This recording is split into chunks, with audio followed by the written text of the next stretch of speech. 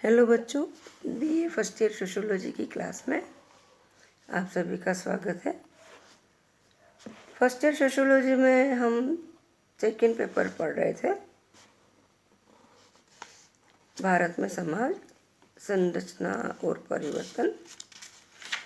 पिछली क्लास में हमने विवाह का अर्थ, परिभाषा और विवाह के उद्देश्य के बारे में पढ़ा था। आज हम पढ़ेंगे विवाह की प्रमुख विशेषताओं के बारे में। तो आइए बच्चों, हम पढ़ते हैं विवाह की प्रमुख विशेषताओं के बारे में।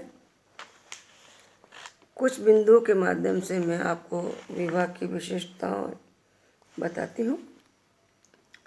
पहली विशेषता है विवाह संस्था की, कि विवाह एक मौलिक और सार्वभौमिक सामाजिक संस्था है जो प्रत्येक देश, काल, समाज और संस्कृति में पाई जाती है। सार्वभौमिक क्यों बोलते हैं इसको? क्योंकि ये हर समय, हर देश में और हर समाज में, संस्कृति तथा सभ्यता में यह संस्था पाई जाती है। दूसरी विशेषता है इसकी कि विवाह दो विपरीत लिंगियों का संबंध है। विवाह के लिए दो विपरीत लिंग के व्यक्ति अर्थात पुरुष और स्त्री का होना जरूरी होता है। इतना जरूरी है कि कहीं एक पुरुष का या अधिक स्त्रियों के साथ इतना जरूरी है कि कहीं एक पुरुष का एक या एक से अधिक स्त्रियों के साथ और कहीं एक स्त्री का एक पुरुष या अधिक पुरुषों के साथ वैवाहिक संबंध स्थापित होता है।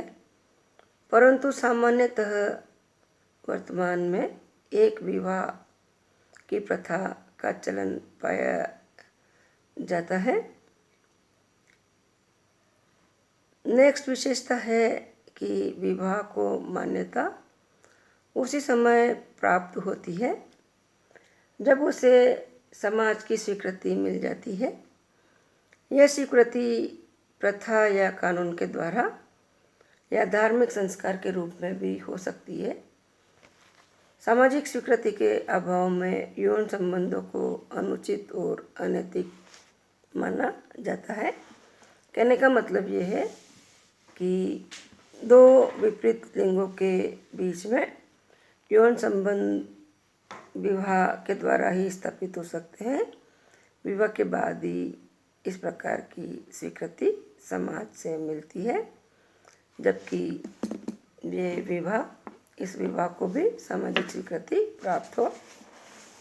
नेक्स्ट विशेषता है विवाह की, कि विवाह संस्था के आधार पर लैंगिक या यौन संबंधों को मान्यता प्राप्त होती है, या हम यह कहें कि यह संस्था पति पत्नी को एक दूसरे के साथ यौन संबंधों का अधिकार और आज्ञा प्रदान करती है। नेक्स्ट विशेषता है कि विवाह एक सामाजिक संस्था के अतिरिक्त एक आर्थिक संस्था भी है। वेस्टरमार्क ने भी ऐसा माना है कि विवाह एक सामाजिक संस्था के अतिरिक्त आर्थिक संस्था भी है, क्योंकि इसका कारण हम ये बता सकते हैं कि विवाह संबंधों के आधार पर पति पत्नी के संपत्ति के अधिकार भी निश्चित होते हैं। नेक्स्ट विशेषता है विवाह संस्था की, कि यह यौन इच्छाओं की पूर्ति के साथ साथ संतानोत्पत्ति एवं समाज की निरंतरता को भी बनाए रखने की आवश्यकता की पूर्ति भी करता है। यह संस्था व्यक्तित्व के विकास की जैविकीय, मनोवैज्ञानिक, नैतिक एवं आध्यात्मिक आवश्यकताओं की पूर्ति करती है। नेक्स्ट है विवाह संस्था व्यक्ति की सामाजिक स्थिति के निर्धारण में भी योग देती है। इस विशेषता की अगर हम बात करें तो इस दृष्टि से इसका काफ़ी महत्व है कि विवाह संबंध के आधार पर उत्पन्न संतानों को ही समाज में वैधता या मान्यता प्राप्त होती है। अवैध संबंधों के द्वारा उत्पन्न संतानों की सामाजिक स्थिति वैध संबंधों से उत्पन्न संतानों की तुलना में काफ़ी निम्न होती है और उनकी प्रतिष्ठा भी कम होती है। विवाह की अगली विशेषता है कि विवाह से संबंधित पत्तियां विभिन्न समाजों में भिन्न भिन्न होती है। प्रत्येक समाज की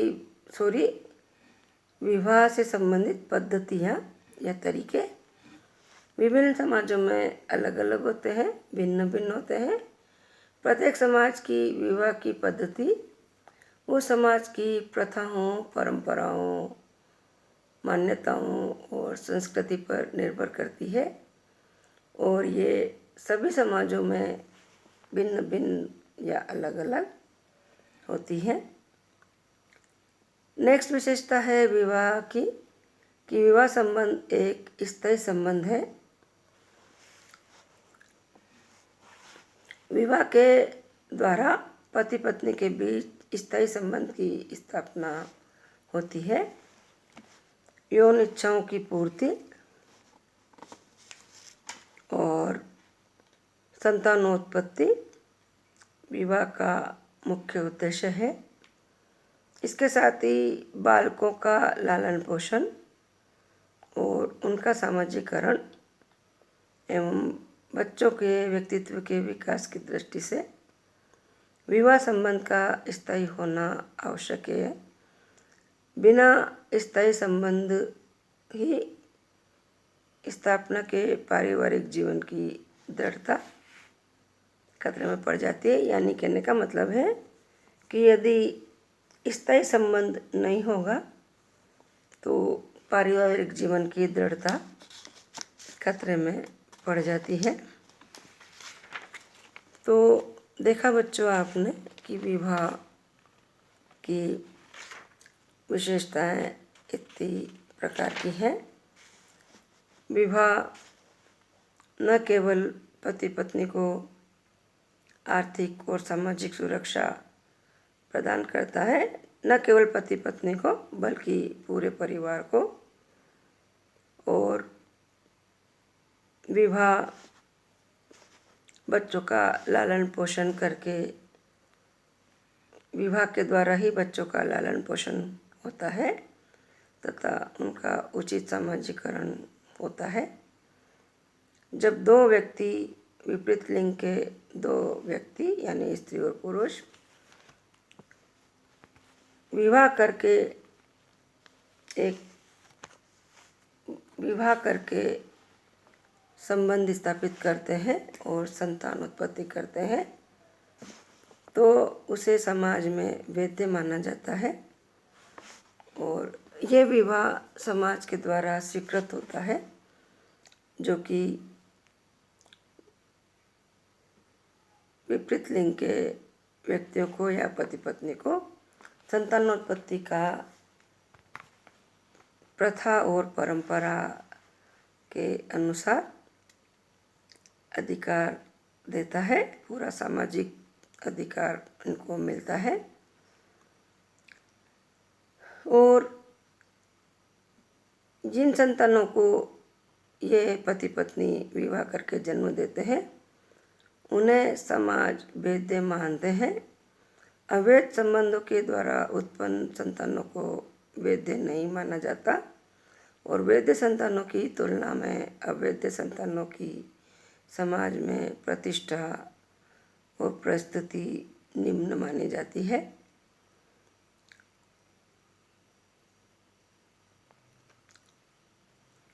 इस प्रकार से स्पष्ट है कि माता पिता या पति पत्नी एवं बच्चों को समाज में विवाह के बाद में कुछ अधिकार और परिस्थितियाँ प्राप्त होती है। जिन्हें प्रथा एवं कानून की मान्यता प्राप्त होती है और पति पत्नी और उनसे उत्पन्न संतानों को कुछ अधिकार और दायित्व भी प्राप्त होते हैं। मजूमदार और मदान कहते हैं कि विवाह में कानूनी या धार्मिक आयोजन के रूप में उन सामाजिक स्वीकृतियों का समावेश होता है जो विषम लिंगियों को यौन क्रिया और उनसे संबंधित सामाजिक आर्थिक संबंधों में सम्मिलित होने का अधिकार प्रदान करती है। जॉनसन भी कहते हैं कि विवाह के संबंध में अनिवार्य बात यह है कि यह एक स्थायी संबंध है जिसमें एक पुरुष और एक स्त्री समुदाय में अपनी प्रतिष्ठा खोए बिना संतान उत्पन्न करने की सामाजिक स्वीकृति प्राप्त करते हैं। होबल भी कहते हैं कि विवाह सामाजिक आदर्श और मानदंडों की वह समग्रता है जो वैवाहिक व्यक्तियों को आपसी संबंधों को उनके रक्त संबंधियों, संतानों तथा समाज के साथ संबंधों को परिभाषित और नियंत्रित करते हैं। आज इतना ही, अगला टॉपिक अगली क्लास में पढ़ेंगे।